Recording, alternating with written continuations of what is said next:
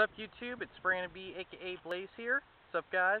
So it's time for another movie review. So last night I saw the movie called Maze Runner: Death Cure, which is the sequel to The Maze Runner and The Maze Runner: Scorched Trials. I think that's the name of it, of the second one. But it's based on a popular book series. I haven't read the books, but I only saw the movies. This movie was the third one in the series, and this was the end of the series. It was a really, really great movie. Super long though, probably about like 2 hours and 30 to 40 minutes long, but it was really good. The only two people in this movie was like that I actually know, or three people, was Walter Gibbons, Gobbins. Sorry, can't pronounce his last name, but he was in the movie like the show Justified. He was in Vice Principals, the movie Hateful Eight. You have Daniel O'Brien, who played the main guy Thomas or Tommy in The Maze Runner. He's actually the main guy in all of them. He is known for the movie called for the show called Teen Wolf, the one that was on MTV. You also have this one guy. I don't know his first name or his last name, but he's that guy that you see in a lot of movies. Like he was in We're the Millers. He was in the movie Detroit.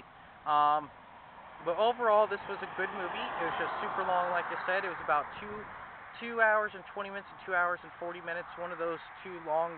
Like it was kind of long. Overall, the visuals in this movie was really good. This movie did have a lot of drama, and a lot of things did happen. There was a lot of plot twists and turns, and a lot of people came back from like the first and second movie. It was just overall a really great movie.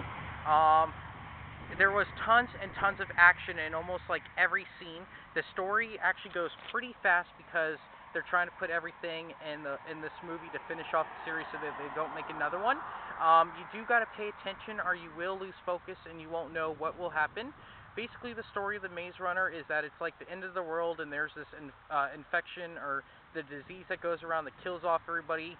So there's this little town or city that has the people that aren't infected in it, and turns out the only cure to cure their disease, the infection, comes from kids.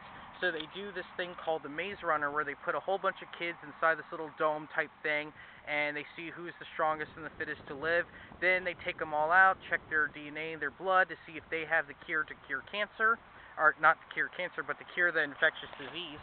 The infected in this is like zombies, like what you see on The Walking Dead. Turns out you do actually find out at the end of this movie that there is a cure, and you actually find out who is the person that actually has the cure to end the infectious disease. Now, a lot of people who you thought were the bad guys in the first and second movie, they actually turned good in this movie, which I thought was pretty cool. One of the girls who Thomas knew from the first movie, Teresa, was originally a good girl, then she turned bad, and now she's turning good in this movie, so that was pretty cool. Don't know really much else to tell you guys, just to see The Maze Runner. I'm probably going to give this movie a 7 out of 10, only because I think it could have been a lot shorter. Some of the scenes were drugged out. They could have been a lot shorter. It should have had basically tons and tons more action, make it an all-star action movie.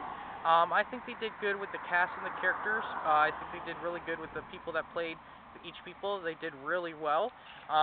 Overall, it was really cool.